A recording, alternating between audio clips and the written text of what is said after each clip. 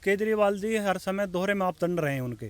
क्योंकि जेएनयू में जब कन्हैया कुमार ने भारत तेरे टुकड़े होंगे इंशाल्लाह शैला रशीद ने नारे लगाए थे तो उनके समर्थन के लिए पहुंच गए थे। और 3 साल तक इन्होंने जो है कोर्ट में नहीं दिया लिख के कि जो हमें इन पे केस चलाना है कि नहीं चलाना है। तो वो इनके लिए अच्छे लोग हैं और जो सरकार के लिए समाज के लिए फायदे की बात है वो इनके लिए नुकसानबंद है। उसने देख लिया कि केजरीवाल को पंजाब में इलेक्शन लड़ना है, गुजरात में भी लड़ना है, यूपी में भी लड़ना है, तो अब जो है वो किसानों के साथ लग गए अपनी राजनीति चमकाने के लिए। केजरीवाल जी से ये पूछना चाहिए अगर ये डेथ वारंट है तो सबसे पहले आपने दिल्ली में क्यों लागू करा।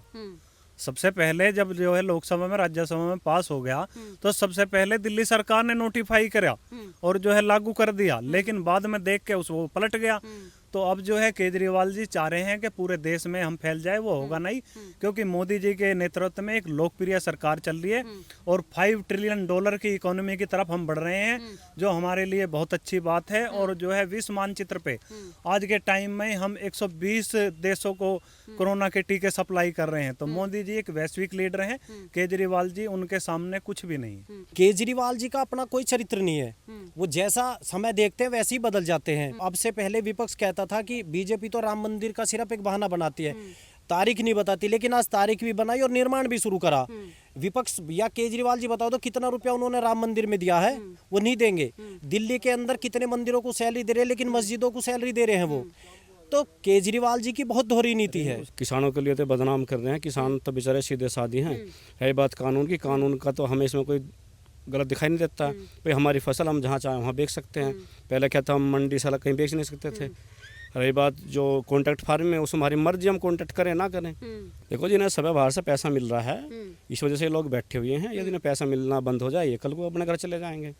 जितने वहाँ लोग बैठे, ज़्यादातर सब कॉन्ट्रैक्ट पे बैठे हैं कि 2,000 मिल रहे, 4,000 मिल रहे, पैसा मिले, सांझ को दारू मिले पीने को, मजे ले रहे हैं। ये उत्तर प्रदेश के अंदर अभी गए इस आंदोलन को बंद करके, तो योगी जी इनका अच्छे से इलाज करेंगे। नमस्कार, स्वागत है आपका और मैं हूं आपके साथ लता। तो जिस तरीके से लगातार किसान आंदोलन को लेकर अब 3 महीने से ज्यादा का वक्त हो चला और इसी कड़ी में लगातार किसान अपनी बेबुनियादी मांगों को लेकर अभी तक सड़कों पर बैठे हुए हैं। और इसी कड़ी में आपको बताते चले कि अरविंद केजरीवाल ने मेरठ में हुई महापंचायत में शर्मनाक बयान देते हुए साफ तौर पर यह कहा कि जो लाल किले में जो हिंसा हुई थी उसमें बीजेपी का हाथ था और इसके अलावा कृषि कानून को किसानों का डेथ वारंट बताया। और इस समय मैं गाजियाबाद के मीरपुर हिंदू गाँव में मौजूद हूँ, जहाँ पर मेरे साथ कई लोग मौजूद हैं, जिनसे हम जानने की कोशिश करेंगे कि आखिर जो लगातार किसान आंदोलन को लेकर तमाम विपक्षी नेता जो शर्मनाक बयान एक के बाद एक देते नजर आ रहे हैं, उनकी इस पर क्या कुछ राय है, वो इसको लेकर क्या कुछ समझते हैं।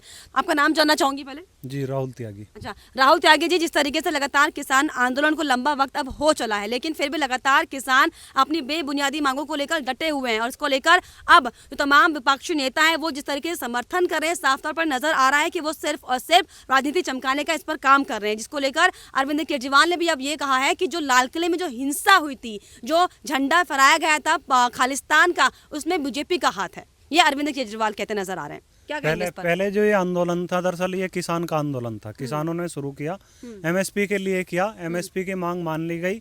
उसके बाद वो जो है सरकार पर दबाव बढ़ाने लगे और गलत सलत मांग अपनी मनवाने लगे। अब जो है ये पॉलिटिकल पार्टियों का आंदोलन हो चुका है। अब ये जो है किसान का आंदोलन नहीं रहा। और रही केजरीवाल की बात, केजरीवाल जी हर समय दोहरे मापदंड रहे हैं उनके। क्योंकि जेएनयू में जब कन्हैया कुमार ने भारत तेरे टुकड़े होंगे इंशाल्लाह शैला रशीद ने नारे लगाए थे तो उनके समर्थन के लिए पहुंच गए थे। और 3 साल तक इन्होंने जो है कोर्ट में नहीं दिया लिख के कि जो हमें इन पे केस चलाना है कि नहीं चलाना है। तो वो इनके लिए अच्छे लोग हैं और जो सरकार के लिए समाज के लिए फायदे की बात है वो इनके लिए नुकसानबंद है। कानून दिल्ली जो है राज्यसभा में लोकसभा में पास होने के बाद जो विधानसभा में पास किया गया, नोटिफाई करा गया, वो शुरू में केजरीवाल जी ने किया।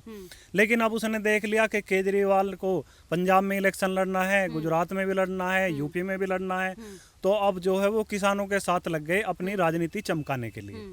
हालांकि जिस तरीके से पंजाब में भी इस एक्ट को लागू करने की बात कही गई थी पहले, लेकिन अब जब मोदी सरकार इस एक्ट को लेकर आई है, फिर क्यों तमाम तरीके की बातें सामने आ रही विपक्षों की ओर से?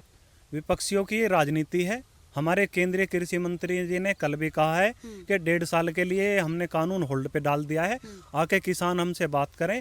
हम जो हैं सिर्फ एक फ़ोन की दूरी पे हैं, किसान हमें फ़ोन करें, जब चाहें हम समय तय कर देंगे, समय बता देंगे, बैठ के किसानों से बात कर लेंगे। जायज़ मांग है, पॉइंट टू पॉइंट बात करो, कृषि विशेषज्ञ साथ में रखो, किसान नेता बैठो और जो है बात करो, जिसमें गलत लगे उसे सुधार करो। लेकिन अरविंद केजरीवाल ये कहते नजर आ रहे हैं कि ये डेथ वारंट है, जो कृषि कानून मोदी सरकार लेकर आई है, ये कानून नहीं, ये किसानों का डेथ वारंट है। वो इस तरीके की बात, इस तरीके की भाषा का इस्तेमाल वो कर रहे हैं। केजरीवाल जी से ये पूछना चाहिए, अगर ये डेथ वारंट है तो सबसे पहले आपने दिल्ली में क्यों लागू करा? सबसे पहले जब जो है लोकसभा में, राज्यसभा में पास हो गया तो सबसे पहले दिल्ली सरकार ने नोटिफाई करा और जो है लागू कर दिया, लेकिन बाद में देख के उसको पलट गया। तो अब जो है केजरीवाल जी चाह रहे हैं कि पूरे देश में हम फैल जाए, वो होगा नहीं, क्योंकि मोदी जी के नेतृत्व में एक लोकप्रिय सरकार चल रही है और $5 ट्रिलियन की इकोनॉमी की तरफ हम बढ़ रहे हैं, जो हमारे लिए बहुत अच्छी बात है। और जो है विश्व मानचित्र पे आज के टाइम में हम 120 देशों को कोरोना के टीके सप्लाई कर रहे हैं। तो मोदी जी एक वैश्विक लीडर हैं, केजरीवाल जी उनके सामने कुछ भी नहीं। चलिए, तो आपको इस पर क्या कुछ कहना है कि जिस तरीके से लगातार अरविंद केजरीवाल एक के बाद एक शर्मनाक बयान देते नजर आ रहे हैं, वो इस तरीके की भाषा का इस्तेमाल कर रहे हैं कि बीजेपी ने लाल किले में इस तरीके की हिंसा करवाई, लेकिन अगर दूसरी ओर देखें तो वो खुद ही दिशा रवि को बचाते हुए दिखाई पड़ रहे हैं, उनका बचाव कर रहे हैं। क्या मतलब निकलता है इसका? देखिए, केजरीवाल ने हमेशा जो देश विरोधी ताकतें हैं उनका समर्थन किया है, उनके साथ खड़े रहे हैं। और जब केजरीवाल जी आए थे, जब आंदोलन करा उन्होंने भ्रष्टाचार के खिलाफ, तो शीला के खिलाफ भी उनके पास बहुत बड़े सबूत थे, औरों के पास भी। लेकिन जब वो सत्ता में आ गए तो सबसे पहले उन्होंने उसी शीला के साथ गठबंधन किया, उसी कांग्रेस के साथ गठबंधन किया जो शीला जिसकी थी। फिर वो सब अच्छे हो गए। ममता दीदी को वो गाली देते थे, उनके गले जा लगे। लालू जी को वो गाली देते थे, उनके गले जा लगे। तो केजरीवाल जी का अपना कोई चरित्र नहीं है, वो जैसा समय देखते हैं वैसे ही बदल जाते हैं। दूसरा, केजरीवाल जी की एक बात और बता दूं कि अब से पहले स्वर्गीय वित्त मंत्री जी थे अरुण जेटली जी, उनके खिलाफ भी उन्होंने अपशब्द बोले, लेकिन जब मानहानि का केस दर्ज करा तो उन्होंने गलती मान ली। तो इनकी अगर बात करें तो इनकी बात का कोई भी वजूद नहीं है। आज वो कुछ कह रहे हैं, कल को उस बात को मना कर देंगे, जी नहीं ऐसे नहीं था जी, ये तो गलती होगी मेरे से। रही बात दूसरी इन कृषि कानूनों की, कृषि कानून में कोई ऐसी बात नहीं है जितना ये बढ़ा चढ़ा के कर रहे हैं। 2019 में पूरा जो विपक्ष था वो एक साथ हुआ, मोदी के खिलाफ इलेक्शन लड़ा, जिसमें उनको कुछ हासिल नहीं हुआ। और किसानों के बहाने, किसानों के कंधे पर बंदूक रख के ये चाह रहे हैं कि 2024 और 2022 में हम सरकार बना लें उत्तर प्रदेश के अंदर और भारत के अंदर, लेकिन वो चीज़ हो नहीं पाएगी। और केजरीवाल जी या राहुल जी की अगर बात करें तो इनके ऊपर तो कोई बात ना करी जाए तो ज़्यादा अच्छा है, क्योंकि जो लोग अपनी बात पे किसी बात का वजूद नहीं है तो उससे बात करने में भी कोई मेरे हिसाब से फायदा नहीं है। जबकि मोदी सरकार भी कई बार ये कह चुकी है कि आप अपना प्रस्ताव सामने लेकर आइए, हम बात करने को तैयार है, क्योंकि एमएसपी ना कभी गई थी, ना कभी गई, ना कभी जाएगी, लेकिन फिर भी किसान मानने को राजी नहीं है। तो इसका मतलब भी समझ नहीं आ रहा कि किसानों का जो आंदोलन है क्या वाकई कृषि कानून बिल को लेकर है। देखिए, किसान ने ना ज्यादा विरोध पहले किया था ना आज कर रहा है। किसान तो जब मोदी सरकार आई और मोदी ये आंदोलन शुरू हुआ और उसमें प्रधानमंत्री जी ने कहा कि हम एमएसपी खत्म नहीं होने देंगे, किसानों ने जब ही उस चीज पे विश्वास कर लिया था। जो आज वहाँ बैठे हुए हैं वो ना तो किसान है, ना वो किसान के हित में काम कर रहे हैं, वो सिर्फ और सिर्फ अपनी राजनीति चमकाने का काम कर रहे हैं। मोदी जी पर किसानों का और किसानों से अलग मजदूरों का भी इतना भरोसा है कि जो वो कह देंगे वो होके रहेगा। मोदी जी ने बहुत काम ऐसे किए हैं, जब अब से पहले विपक्ष कहता था कि बीजेपी तो राम मंदिर का सिर्फ एक बहाना बनाती है, तारीख नहीं बताती, लेकिन आज तारीख भी बनाई और निर्माण भी शुरू करा। विपक्ष या केजरीवाल जी बताओ तो कितना रुपया उन्होंने राम मंदिर में दिया है? वो नहीं देंगे। दिल्ली के अंदर कितने मंदिरों को सैलरी दे रहे हैं, लेकिन मस्जिदों को सैलरी दे रहे हैं वो। तो केजरीवाल जी की बहुत दोहरी नीति है। वाकई जो राम मंदिर की जो आपने बात की, वही मुझे राम भक्त रिंकू शर्मा याद आया कि जब रिंकू शर्मा की हत्या हुई थी तो अब तक केजरीवाल एक बार ही मिलने नहीं गए, लेकिन 2015 में जब अखलाक की हत्या हुई थी वहां पर वो लगातार परिवार से मिल रहे थे, लगातार मदद का आश्वासन दे रहे थे। देखिए, आश्वासन नहीं, उन्होंने वहाँ पैसा वहाँ भी दिया, राजस्थान के अंदर भी दिया। भाजपा और बाकी, चाहे वो केजरीवाल है चाहे कोई, यही अंतर है। अगर भाजपा के राज में चाहे हिंदू है, मुसलमान है, सिख है, ईसाई, अगर किसी के भी साथ गलत होगा तो भाजपा में खड़ी मिलेगी। लेकिन अदर सरकारों में अगर हिंदू के साथ कुछ गलत होगा तो कोई नहीं मिलेगा, सिर्फ बीजेपी मिलेगी। लेकिन अगर किसी मुसलमान के साथ होगा तो वहां मिलेगी। जबकि रिंकू शर्मा उसका अपना वोटर था, उसका अपना दिल्ली सरकार का था, वो वहां का राजा है, उसका फर्ज बनता है वहां जाने का। उत्तर प्रदेश में उसका कोई जिम्मेदारी नहीं थी, राजस्थान के अंदर उसकी कोई जिम्मेदारी नहीं थी, लेकिन वो वहां गए क्योंकि उनको सिर्फ राजनीति करनी है, उनको किसी से कोई लेना देना नहीं है। जो पूरा मामला सामने आया था, हमने देखा कि हिंसा जो हुई थी उसके बाद जो टूलकिट जो सामने आया उसमें कई ऐसे नाम सामने आए जिनको लगातार अरविंद केजरीवाल डिफेंड कर रहे हैं, चाहे बात करें दिशा रवि की, चाहे बात करें शांतनु की, चाहे बात करें निकिता जैकब की। लेकिन अब अरविंद केजरीवाल ये कह रहे हैं कि लोकतंत्र की हत्या की जा रही है। देखो, इसमें गलत बात कह रहे हैं इस बात को। तो ये जो आपने नाम लिए हैं, ये सब देश विरोधी दंगा भड़काने वाले आदमी हैं। इन्होंने जितना भी काम करा दंगा भड़काने के लिए करा है। किसानों के लिए तो बदनाम कर रहे हैं। किसान तो बेचारे सीधे साधे हैं। है बात कानून की, कानून का तो हमें इसमें कोई गलत दिखाई नहीं देता। भाई हमारी फसल हम जहाँ चाहें वहाँ बेच सकते हैं। पहले क्या था, हम मंडी साला कहीं बेच नहीं सकते थे। रही बात जो कॉन्ट्रैक्ट फार्मिंग में, उसमें हमारी मर्जी, हम कॉन्ट्रैक्ट करें ना करें, तो इसमें गलत क्या है? बाध्य नहीं किया गया, आपकी मर्जी, आपकी चॉइस है। अगर हाँ, आप मेरे चाहें तो करें, मेरे ना पास तो ना 10, करें। हाँ मान ले मेरे यहाँ 50 किसान हैं, 20 कॉन्ट्रैक्ट कर रहे हैं, 30 नहीं कर रहे हैं हम। तो हमारे पे क्या जबरदस्ती थोड़े कॉन्ट्रैक्ट फार्मिंग, हम तो नहीं कर रहे हैं। तो इसमें किसान का फायदा है, देखो नुकसान तो इसका कानून से कोई नहीं है। तो फिर क्यों लगातार किसान, तथाकथित किसान, माफ कीजिए क्योंकि किसान तो वो नहीं है, क्योंकि किसान इस समय इस वक्त अपने खेतों पर काम कर रहे हैं, लेकिन तथाकथित किसान जो सिर्फ और सिर्फ किसी विशेष एजेंडे पर काम कर रहे हैं, उन्हें क्यों ये बात नहीं समझ आ पा रही? क्यों बार बार मोदी सरकार के समझाने के बावजूद भी ये उल्टी सीधी बातें करते नजर आ रहे हैं और पूरे देश में जगह जगह चक्का जाम करने की बात कर रहे हैं? देखो जी, इन्हें सब बाहर से पैसा मिल रहा है, इस वजह से लोग बैठे हुए हैं। यदि इन्हें पैसा मिलना बंद हो जाए, कल को अपने घर चले जाएंगे। जितने वहाँ लोग बैठे, ज़्यादातर सब कॉन्ट्रैक्ट पे बैठे हैं कि 2000 मिल रहे, 4000 मिल रहे, पैसा मिले, शांत को दारू मिले पीने को, मजे ले रहे हैं। बाकी तो इसमें किसान वाला मामला तो नहीं, किसान सब अपने खेतों में हैं। किसान हम हैं, हम किसान है, देखो हम अपने बस हम किसान हैं। हमने 3 महीने में ये अपनी फसल तैयार करी है। ये भी किसान है और ये अपने खेत में रहे। सोचिए, इन्हें इस कानून से कोई आपत्ति नहीं। आप देख रहे हो पूरा खेत, गेहूं की खेती यहाँ पर हो रखी है और ये सभी किसान तमाम जो तरीके के जो लगातार जो बातें तथाकथित किसान कर रहे हैं कि इस कृषि कानून बिल से उनका हक छीन लिया जाएगा, लेकिन साफ तौर पर यहाँ पर आपके सामने प्रमाण है। किसान खुद ये कह रहा है कि उसे इस बिल से कोई दिक्कत नहीं है, कोई समस्या नहीं है। कोई भी नेता आके यहाँ रियलिटी टेस्ट कर सकता है। मेरा खेत है, मैंने 3 महीने से मेहनत करी है, ये तैयार करी है। अब हम बॉर्डर पे बैठेंगे कि अपना खेत तैयार करेंगे, ये जो है कुछ नहीं है। ये फंडिंग हो रही है और जो है और कोई इन्हें सहारा नहीं मिला बीजेपी सरकार को बदनाम करने का, तो लास्ट में जो है किसानों के कंधे से बंदूक चलाना चाह रहे हैं। लेकिन राकेश टिकैत कह रहे हैं कि वो पूरे देश के कोने कोने में जाकर महापंचायत करेंगे। हालांकि जो इसमें जो बू आ रही है, साफ तौर पर ये लग रहा है कि राकेश टिकैत सिर्फ और सिर्फ जो आगामी विधानसभा चुनाव कई राज्यों में होने हैं उसको लेकर अपना प्रचार करने के लिए वो निकले हुए हैं किसान आंदोलन की आड़ में। जी जी जी, देखो जी, आज तक जो भी हमारे देश में बड़े बड़े नेता हुए वो आंदोलन से निकले। मुलायम सिंह यादव जेपी आंदोलन, और जो है क्या नाम है तुम्हारे लाल यादव लोहिया आंदोलन, और जो है हमारे बीजेपी राम मंदिर आंदोलन, तो ममता सिंगूर आंदोलन। तो टिकैत जी हमारे 2 इलेक्शन लड़ चुके, एक खतुल्ली से विधानसभा का, एक अमरोहा से लोकसभा का। दोनों इलेक्शनों में उनकी जमानत जब्त हुए है। अब वो इस तैयारी में है कि एक जो है बड़ा फेस तैयार हो जाए, पूरे देश में चमक जाए और इलेक्शन का इससे टिकट मिल जाए और मैं जो है विधायक या सांसद हो जाऊँ। लगातार वो गुजरात जाने की बात करें, लगातार पश्चिम बंगाल वो जाने की बात करें, तो साफ तौर पर ये दिखाई पड़ रहा है कि किसान आंदोलन नहीं बल्कि किसान आंदोलन की आड़ में कुछ किसानों का इस्तेमाल कर अपनी राजनीति चमकाने का काम वो कर रहे हैं। देखिए, राजनीति के साथ साथ एक चीज और है बहुत बड़ी, राकेश टिकैत जी को भी पता है और मैं तो ये कहूँगा पूरे भारत के साथ साथ विश्व को भी ये पता है कि मोदी जी के बाद में अगर कोई मजबूत शासक है तो वो योगी जी। और अगर ये उत्तर प्रदेश के अंदर अभी गए इस आंदोलन को बंद करके, तो योगी जी इनका अच्छे से इलाज करेंगे। इनको बताएंगे कि किस तरीके से देश विरोधी बातें की जाती है या किस तरीके से सरकार के खिलाफ गलत बात जो है नहीं उनका प्रचार किया जाता है। ये सिर्फ और सिर्फ अपनी जान बचाने के चक्कर में है। कभी ये राजनाथ जी का नाम लेते हैं कि अगर वो आ जाएं तो हमारा 1 घंटे में समझौता हो जाएगा। कभी ये केसी त्यागी जी के बारे में कहते हैं कि अगर वो आ जाएं तो 1 घंटे में काम हो जाएगा। देखिए, केसी त्यागी जी या राजनाथ जी एक इतने अच्छे लीडर हैं कि जिन मोदी जी की तरह जिनका जमीन से लेके आसमान तक, जो गरीब आदमी लास्ट की पंक्ति में बैठा और जो शुरू की पंक्ति में बैठा, दोनों से उनका संपर्क है। लेकिन वो दोनों भी इस फैसले को करने में नाकाम है, क्योंकि फैसला जब होता है जब कोई मान जा। कई बार क्या होता है, बच्चा रोने लगता है कि टॉफी की जिद करता है या मिठाई की जिद करता है, मिठाई ना करके टॉफी दे दी जाए तो ठीक है, फैसला हो जाएगा, बच्चा चुप हो गया। लेकिन यहाँ इन्हें जिद है एक ही चीज की। सबसे पहले इन्होंने एमएसपी की बात करी थी, सरकार एमएसपी पे तैयार है, लेकिन उसके बाद में इन्होंने इनमें बदलाव करो। सरकार बदलाव को तैयार हुई तो इनको खत्म कर दो। तो इन्हें सिर्फ राजनीति और राकेश टिकैत जी को अपनी जान बचानी है।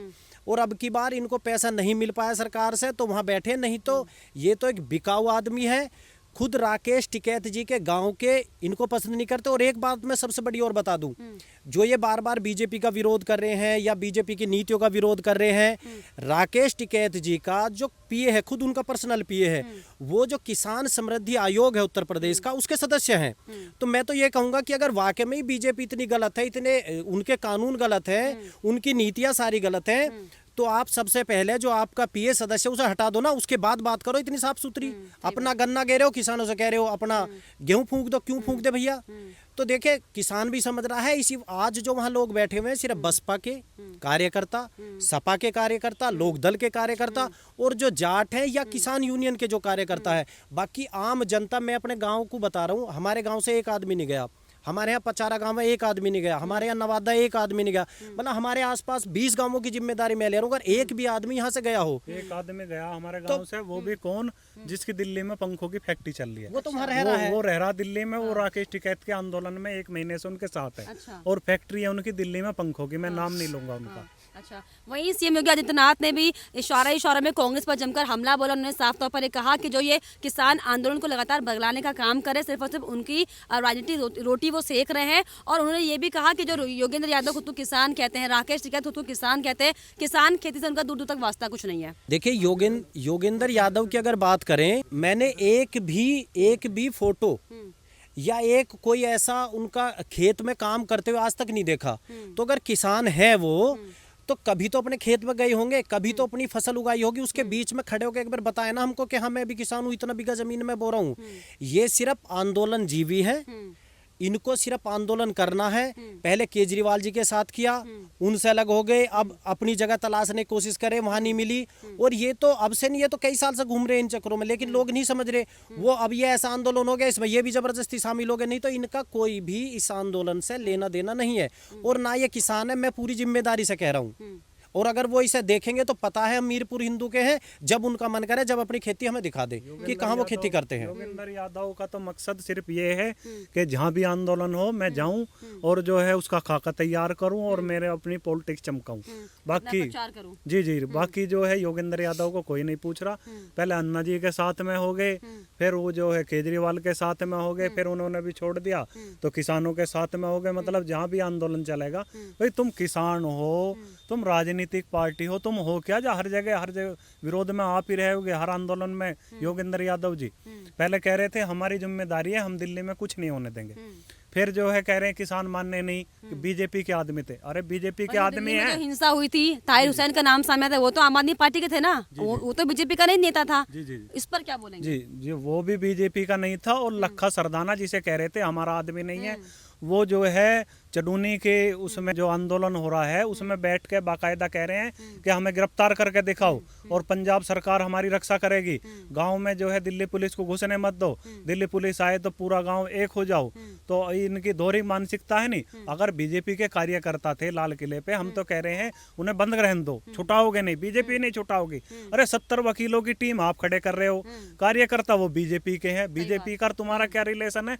70 वकील की टीम आपने खड़ी कर दी सबकी जमानत के लिए, तो बीजेपी से इतने फ्रैंक आप उनके लिए जो है 70 वकीलों की टीम उनकी जमानत कराएगी आपकी। सही बात। सर आप क्या बोलेंगे जिस तरीके से लगातार जो किसान आंदोलन लगातार हो रहा है और इसमें अरविंद केजरीवाल जिस तरीके की बयानबाजी अब करते हुए नजर आ रहे हैं, वो ये कह रहे हैं जो लाल किले में हिंसा हुई थी वो बीजेपी ने करवाई थी। हालांकि जो दिल्ली हिंसा हमको याद है जब सीए को लेकर हुई थी उसमें ताहिर हुसैन का नाम सामने आया था, उनके घर में बम रखे हुए मिले हुए थे, क्या कहेंगे इस पर?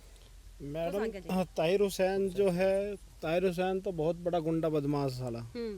उसने इतना दंगा करवाया दिल्ली में, इतनी पब्लिक मरी है। उसके घर में जो है उसके घर के पास में नाला है, उसमें जो है उसमें कुछ हिंदुओं की लाश उसमें नाले में मिली है। उस पर तो इतना बड़ा देशद्रोह का काम करा उसने तो कि उस आदमी को तो छुट नहीं चाहिए जेल में से। तो ऐसे आदमी को कड़ी से कड़ी सज़ा मिलनी चाहिए। और जो केजरीवाल जी हैं, देखो ये तो अपनी राजनीति चमकावे हैं। ऐसे नेता, इन्होंने दिल्ली में सब कुछ फ्री कर दिया। ये फ्री के चक्कर में इन्होंने हमारी, गुजरात में फ्री करने जा रहे हैं। जैसे दिल्ली का नाश कराया इन्होंने, ऐसे गुजरात का नाश करने के चक्कर में, तो गुजरात की जनता इनके चक्कर में आने की नहीं है। वैसे गुजरात की जनता बहुत समझदार है। और बीजेपी सरकार वहाँ, बीजेपी गवर्नमेंट वहाँ लगभग 30, 35, 40 साल से लगभग चलती आ रही है। मैं कोई राजनीतिक वैसे व्यक्ति तो हूँ नहीं, लेकिन गुजरात की जनता इतनी समझदार है कि उन्हें जो है वहाँ से ऐसे काटेगी कि वहाँ उनकी एक भी सीट नहीं आएगी और हर प्रत्याशी की उनकी जमानत जब्त होगी वहाँ। अभी वहाँ निकाय चुनाव हुए हैं, उसमें भाजपा की जीत बहुत अच्छी हुई है और अभी हुई है, वो अभी हुई है। हाँ, के निकाय चुनाव हुए हैं और वो जब हुए हैं जब पूरे देश में आंदोलन है और राकेश टिकैत हो या ममता हो या केजरीवाल हो, वो सब कह रहे हैं कि एक आंधी है, बीजेपी उखड़ जाएगी। लेकिन लोगों ने दिखा दिया, वोटरों ने दिखा दिया कि कहीं ना कहीं हमें आज भी मोदी सरकार पे और मोदी जी पे पूरा भरोसा है। और देखिए, ये तो अगर सही समझे तो हमारे देश का बड़ा सौभाग्य है जो एक ऐसा लीडर हमें मिला जो पूरा विश्व आज जिसके गुणगान करता है। पूरा विश्व आज अगर कहीं कोई झगड़ा भी हो किसी देश में तो वो कहते हैं कि अगर मोदी जी आएंगे तो हमारा झगड़ा सुलझ जाएगा। तो ये तो हमारे लिए बड़ी सौभाग्य की बात है कि एक ऐसा लीडर हमने चुना जिसका विश्व का प्रतिनिधित्व वो करेगा। और एक और चीज़ मैं बताऊं कि अब से पहले WHO जिससे हमारा कोई लेना देना ही नहीं था, बहुत दूर की चीज़ थी, लेकिन आज उसके भी अगर मालिक हैं तो हम हैं, भारत सरकार है। तो ये बहुत बड़ी चीज़ है कि जहां हम जिस चीज़ को सोच नहीं सकते थे वहां आज हम प्रतिनिधित्व कर रहे हैं। तो ये तो देखिए, और मैं एक बात और कह दूं कि चाहे कुछ भी हो, 2022 और 2024 में भाजपा सरकार चुन के आएगी और बंगाल के अंदर भी पूर्ण बहुमत से भाजपा सरकार बनेगी। तो 2022 में और 2024 में भाजपा की सरकार चुनकर आएगी। हालांकि गाजियाबाद के मीरपुर हिंदू के किसान, इनका साफ तौर पर ये कहना है कि उन्हें इस कृषि कानून बिल से कोई आपत्ति नहीं है, लेकिन सिर्फ और सिर्फ जनता को बरगलाने के लिए, किसानों को बरगलाने के लिए जो सड़कों पर बैठे हुए हैं वो लगातार सिर्फ और सिर्फ अपनी राजनीति चमकाने का काम कर रहे हैं, जो कि वाकई बेहद शर्मनाक है।